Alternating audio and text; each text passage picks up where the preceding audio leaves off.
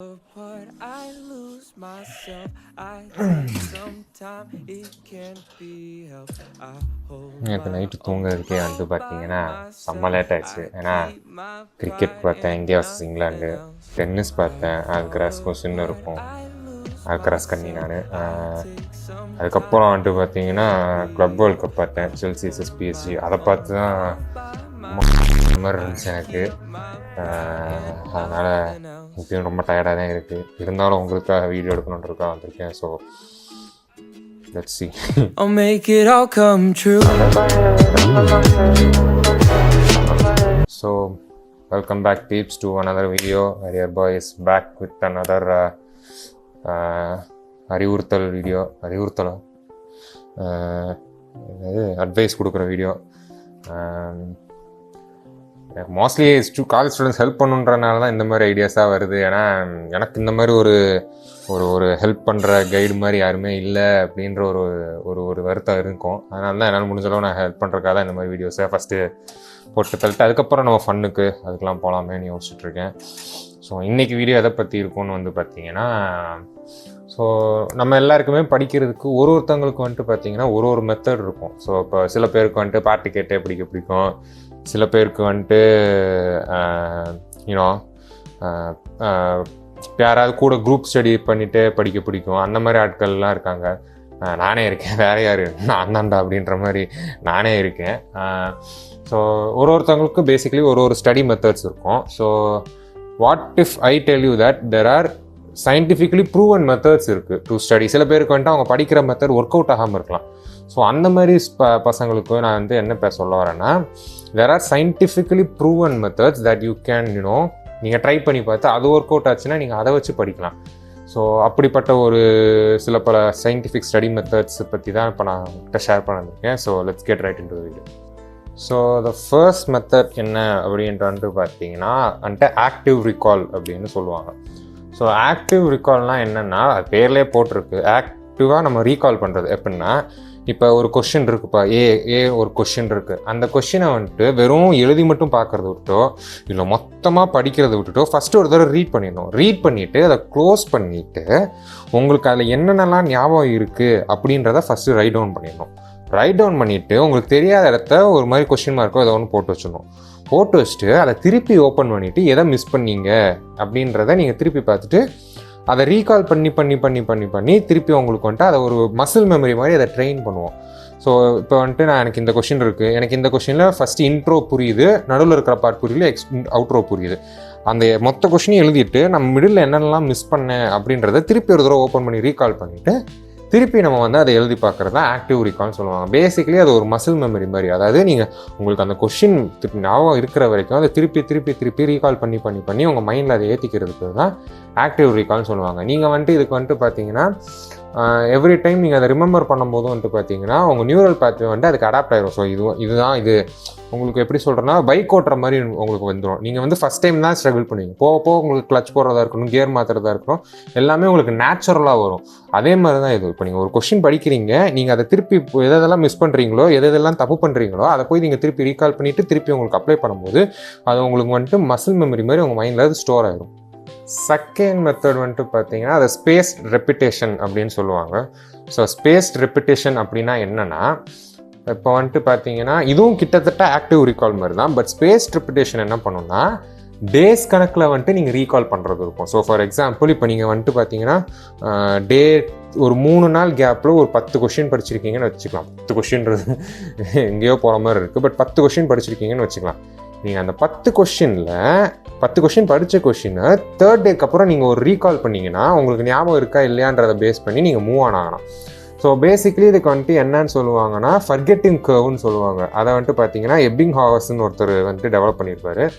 நீங்கள் வந்துட்டு ஒரு விஷயத்த கான்ஸ்டண்ட்டாக ரீகால் பண்ணலை அப்படின்னா உங்களுக்கு வந்துட்டு அது ஃபர்கெட் ஆகிட்டே இருக்கும். ஸோ இப்போ அந்த ரீகால் வந்துட்டு ஆக்டிவ் ரீகால்ன்றது ஒரு கொஷினை படிக்கிறதுக்காக நீங்கள் திருப்பி போய் ரீகால் பண்ணிட்டு படிக்கிறது. ஸ்பேஸ்ட் ரெப்பிட்டேஷன்றது வந்துட்டு பார்த்தீங்கன்னா நீங்கள் படித்து வச்சிருக்கிற ஒரு குரூப் ஆஃப் கொஷின்ஸை வந்துட்டு ஒரு பர்டிகுலர் டேக்கு அப்புறம் ரீகால் பண்ணிவிட்டு அதை மறக்க விடாமல் பண்ணிகிட்டே இருக்குது. ஸோ ஃபஸ்ட்டு டே 3 ஸ்கூலில் ஒரு 10 கொஷின் படிச்சிருக்கீங்க, அதை படிச்சுட்டு டே 3 ரீகால் பண்ணுவீங்க. அடுத்த 10 டேஸில் இன்னொரு ஒரு 3 கொஷின் படிச்சிருக்கீங்கன்னு வச்சுக்கலாம். அடுத்து அந்த டே 6ஓட எண்டில் மொத்தம் அந்த படித்த 13 கொஷினுமே நீங்கள் ரீகால் பண்ணி நீங்கள் ஒரு ரிமெம்பரன்ஸில் வச்சுக்கிறது பேர் தான் ஸ்பேஸ்ட் ரெப்பிட்டேஷன் அப்படின்னு சொல்லுவாங்க. தேர்ட் டெக்னிக் தான் வந்துட்டு பார்த்தீங்கன்னா one of the more widespread known ஒரு டெக்னிக்னு சொல்லலாம். அதை வந்துட்டு ஃபைன்மேன் டெக்னிக் அப்படின்னு சொல்லுவாங்க. அதை வந்துட்டு ரிச்சர்ட் ஃபைன்மேன்ற ஒரு ஃபிசிசிஸ்ட் தான் கண்டுபிடிச்சார். ஃபிசிசிஸ்ட் தானே? ஆமாம், ஃபிசிசிஸ்ட் தான். ஃபிசிசிஸ்ட் தான் கண்டுபிடிச்சிருப்பாரு. ஸோ வந்துட்டு பார்த்தீங்கன்னா அது என்னென்னா ஒன்றுமே இல்லை. இப்போ நீங்கள் ஏதாவது ஒரு கொஷின் படிக்கிறீங்க, அதை வந்துட்டு ஒரு 5 வயசு குழந்தைக்கோ ஒரு 5 வயசு குழந்தைக்கு நீங்கள் எக்ஸ்பிளைன் பண்ணி எப்படி அவங்களுக்கு எக்ஸ்பிளைன் பண்ணி புரிய வைப்பீங்க அப்படின்றது தான் இந்த ரிச்சர்ட் ஃபைன்மேன் டெக்னிக். இது வந்துட்டு எந்த மாதிரி ஒரு சுச்சுவேஷனுக்கு யூஸ்ஃபுல்லாக இருக்கும் அப்படின்னா, நீங்கள் வந்துட்டு இப்போ உங்களுக்கு வந்துட்டு ரொம்ப காம்ப்ளிகேட்டடாக இருக்கும் ஒரு கொஷினு, உங்களுக்கு அதை எப்படி உங்களுக்கு புரியலை அப்படின்னு நீங்கள் நினைக்கிறீங்கன்னா, நீங்கள் உங்களுக்கு புரியறத விட உங்களுக்கு எந்த புரிஞ்சிருக்குன்றதை நீங்கள் ஒரு 5 year oldக்கு சொல்லி கொடுத்தீங்க. 5 year oldக்கு எப்படி சொல்லி கொடுப்பீங்க அப்படின்றத நீங்களா ஒரு தடவை ப்ராக்டிஸ் பண்ணி பார்த்தீங்கன்னா உங்களுக்கே அந்த கொஷினோட கம்ப்ளெக்சிட்டி வந்து பார்த்தீங்கன்னா இன்னும் ரொம்ப குறையும். இதோட யூட்டிலைசேஷன் என்னன்னு வந்து பார்த்தீங்கன்னா, இது வந்துட்டு உங்களை வந்துட்டு வெறும் சில பேர்லாம் அந்த கொஷினை மெமரைஸ் மட்டும் பண்ணுவாங்க. மெமரைஸ் மட்டும் பண்ணாமல் உங்களை அந்த கொஷினை அண்டர்ஸ்டாண்ட் பண்ண வச்சு உங்களுக்கு வந்துட்டு அதை வந்துட்டு சிம்பிளாக, இப்போ உங்களுக்கு ஒரு கொஷின் புரிஞ்சிருக்குன்னா அதை உங்களால் ஈஸியாக ஒரு 5 year oldக்கு எக்ஸ்பிளைன் பண்ண முடியும். அதுதான் இங்கே பேசிக் கான்செப்ட். வெறும் மெமரைஸ் மட்டும் பண்ணாமல் நீங்கள் அந்த கொஷினை அண்டர்ஸ்டாண்ட் பண்ணதுனால நீங்கள் ஒரு 5 year oldக்கு எக்ஸ்பிளைன் பண்ணுற முடிகிற சுச்சுவேஷனுக்கு நீங்கள் இம்ப்ரூவ் ஆனீங்கன்னா அதுதான் வந்துட்டு ஃபைன்மேன் டெக்னிக் அப்படின்னு சொல்லுவாங்க. 4th ஒன் வந்துட்டு பார்த்தீங்கன்னா, நான் இந்த டெக்னிக்கை நிறைய யூஸ் பண்ணுவேன். இன்டர்லீவ்டு ப்ராக்டிஸ் அப்படின்னு சொல்லுவாங்க. ஸோ இன்டர்லீவ்டு ப்ராக்டிஸ்னால் என்னென்னா, இப்போ நீங்கள் ஒரு நாளைக்கு படிக்கலான்னு இருக்கீங்கப்பா, அதாவது எக்ஸாமுக்கு முந்தின நாள் நைட்டு உட்காந்து மாங்குன்னு படிக்காமல் நீங்கள் வந்துட்டு ப்ராப்பராக ஒரு 1 month முன்னாடியே அப்படி படிக்கிற ஒரு ஐடியாவில் இருக்கீங்க. அப்படி இருக்கீங்கன்னா இப்போ வந்துட்டு நீங்கள் ஒரு நாள் ஃபுல்லாக உட்காந்து ஒரே சப்ஜெக்டோ இல்லை ஒரே டாப்பிக்கோ படிச்சிங்கன்னா உங்களுக்கு வந்துட்டு பிரெயின் ஃப்ரை ஆயிரும். உங்களுக்கு வந்து என்னடா இதே பார்த்துட்டு இருக்கோம் காலையிலேருந்து கடுப்பாக இருக்குது அப்படின்னு நீங்கள் யோசிப்பீங்க. அப்படி இல்லாமல் இருக்கணுன்றதுக்காக என்ன பண்ணுறதுன்னா, morning, afternoon, evening, night 4 session இருக்குதுன்னு வச்சுக்கலாம்ப்பா. 4 செஷனில் இப்போ நான் ஒரு ஈஸி ஸ்டூடெண்ட்டாக நான் வந்து சொல்கிறேன், இப்போ எனக்கு இருக்க ஹரியர் செஷன் நான் சொல்கிறேன். நான் வந்துட்டு என்ன பண்ணுவேன்னா, காலையில் ஒரு 9 to 12 வந்துட்டு பார்த்தீங்கன்னா கண்ட்ரோல் சிஸ்டமோ, அப்புறம் ஒரு 12 to 2 ஒரு பிரேக் எடுத்துகிட்டு 2 to 4 வந்துட்டு ஒரு ஃபார் எக்ஸாம்பிள் எல்ஐசினோ, அப்புறம் ஒரு 2 to 4 படித்தாச்சா 4 to 6 ஒரு பிரேக் எடுத்து 6 to 8 வந்துட்டு M3 மேத்தமெட்டிக்ஸ் 3rd பேப்பரும், அப்புறம் 8 to 10 ஒரு பிரேக் எடுத்து 10 to 12 நான் மிட் நைட் வரைக்கும் படிப்பேன். 10 to 12 வந்துட்டு பார்த்தீங்கன்னா வேறு ஒரு சப்ஜெக்ட் ஏதாவது. ஸோ ஒரே சப்ஜெக்டை படிக்காமல் டிஃப்ரெண்ட் சப்ஜெக்ட் படிச்சிங்கன்னா உங்கள் பிரெயினுக்கு வந்துட்டு பார்த்தீங்கன்னா இல்லை உங்களுக்கும் மென்டலி வந்துட்டு பார்த்தீங்கன்னா டாக்ஸிங்காக இல்லாமல், சரி இது ஒரு சப்ஜெக்ட் முடிச்சாச்சு, இது ஃப்ரெஷ்ஷாக இருக்கும், இதுலேருந்து இது போகும்போது இது கொஞ்சம் ஃப்ரெஷ்ஷாக இருக்கும், இதுலேருந்து இது போகும்போது இன்னும் கொஞ்சம் ஃப்ரெஷ்ஷாக இருக்கும். ஸோ அதை தான் வந்துட்டு இன்டர்லீவ்டு ப்ராக்டிஸ் அப்படின்னு சொல்லுவாங்க. நான் இந்த 7th டெக்னிக்கு என்னோடய ஸ்டடீஸில் ரொம்ப இன்கார்பரேட் பண்ணுவேன். என்னதுன்னா பொமோட்ரோ டெக்னிக் அப்படின்னு சொல்லுவாங்க. பொமோடோரோன்னு சொல்லுவாங்க, பொமோடோரோ டெக்னிக் சொல்லுவாங்க. இது வந்துட்டு என்னென்னா, இது வந்துட்டு ரொம்ப பேசிக்காக எல்லாருமே நேச்சுரலாக பண்ணுறது தான். பட் இதை வந்துட்டு ஒரு ஃபிக்ஸ்டு டைமாக நீங்கள் வச்சுக்கிட்டிங்கன்னா உங்களுக்கு இன்னும் கொஞ்சம் டைம் மேனேஜ்மெண்ட்டில் ஈஸியாக இருக்கும். அதாவது எப்படின்னா, 25 minutes படிச்சுட்டு 5 minutes பிரேக் எடுக்கிறது, திருப்பி 25 minutes படிச்சுட்டு 5 minutes பிரேக் எடுக்கிறது. ஸோ இது வந்துட்டு என்ன பண்ணணும்னு வந்து பார்த்தீங்கன்னா, உங்களுக்கு ஒரு ஷார்ட் டேர்ம் பீரியடில், அதாவது ஷார்ட் பர்ஸ்ட்டில் படித்தா தான் நம்மளுக்கு வந்துட்டு ஃபோக்கஸ் ஹையாக இருக்கும். ஒரு பிரேக் முடிஞ்சுட்டு அந்த ஸ்டடி பண்ணுற ஸ்டார்டிங் பீரியடில் தான் நம்ம மைண்ட் வந்துட்டு ஃபுல் ஃபோக்கஸில் இருக்கும். அப்படி இருக்கும்போது படிக்கிறதுனால ஷார்ட் பிரேக்ஸில் 25 minutesனால் அது ஒரு கொஷின் படிக்கிறதுக்கு போதுமான அளவு டைம் தான் 25 minutes அப்படின்றது. ஸோ 25 minutes படிச்சுட்டு 5 minutes பிரேக்லேயும் வந்துட்டு பார்த்தீங்கன்னா நீங்கள் அவாய்ட் பண்ண வேண்டிய முக்கியமான விஷயம், ஃபோனை தொடவே கூடாது, டிவி பக்கம் போகவே கூடாது. அதெல்லாம் வந்துட்டு என்ன பண்ணணும்னா உங்களுக்கு ஒரு டோபமின் பூஸ்ட் தான் தரும். அது வந்துட்டு சுத்தமாக நம்மளுக்கு தேவையே இல்லை. ஏன்னா அது வந்துட்டு உங்களை 5 minute பிரேக்கை வந்து 10 minute பிரேக்கை எக்ஸ்டெண்ட் பண்ண வைக்கும், 10 minute பிரேக்கை வந்துட்டு பார்த்தீங்கன்னா 20 minute பிரேக்கை எக்ஸ்டெண்ட் பண்ண வைக்கும். அது நம்மளுக்கு தேவையே இல்லை. நார்மலாக நடங்க, இல்லை சிம்பிளாக நீங்கள் பாட்டு மட்டும் கூட கேட்கலாம், அது கூட பிரச்சனையே இல்லை. நடக்கலாம், நீங்கள் வந்துட்டு தண்ணி குடிக்கலாம், ஒரு வாக் போயிட்டு வரலாம். இல்லை நானும் என்ன பண்ணுவேன்னா பைக் எடுத்துகிட்டு ஒரு ரைடே போயிட்டு வருவேன் எனக்கு அந்த மாதிரி இருந்துச்சுன்னா.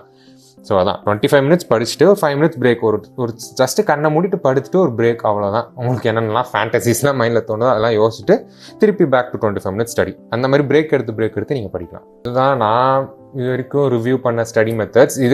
இதுக்கு மேலே நிறைய ஸ்டடி மெத்தட்ஸ் இருக்குது. இதோட ஸ்டடி மெத்தட்ஸ் இன்னும் உங்களுக்கு நிறைய வேறு ஏதாவது வேணும், இதில் இருக்கிறது எதுவுமே எனக்கு செட் ஆகலப்பா, எனக்கு இன்னும் நிறையா ஸ்டடி மெத்தட்ஸ் வேணும்னு நினச்சிங்கன்னா கீழே கமெண்ட்ஸில் போடுங்க. கமெண்ட்ஸில் போடுற அளவுக்கு வந்துட்டியாடா அப்படின்னா நிறைய பேர் பார்ப்பீங்கன்ற நம்பிக்கையில் நான் அதை சொல்கிறேன். vlog கேட்டிங்க எல்லாருமே, vlog போடலாம். டெய்லி ஒரே மாதிரி தான் இருக்கும், பட் அது இருந்தாலும் பரவாயில்ல நீ vlog போடு அப்படின்னு சொல்கிறீங்க. ஸோ நெக்ஸ்ட் vlog உங்களுக்கு அடுத்த வீடியோ vlog-ஆக தான் வரும். குக்கிங்குமே நான் இனிமேல் ஷார்ட்ஸ் ஃபார்மேட்டில் போடாமல் வீடியோ ஃபார்மேட்டில் போடலான்னு தான் ஐடியாவில் இருக்கேன்.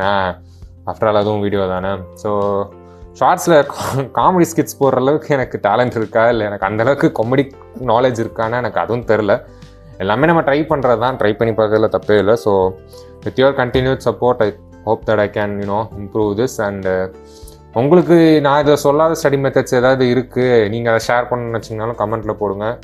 லைக் பண்ணுங்கள், சப்ஸ்கிரைப் பண்ணுங்கள். And I'll see you guys in the next video. Take care.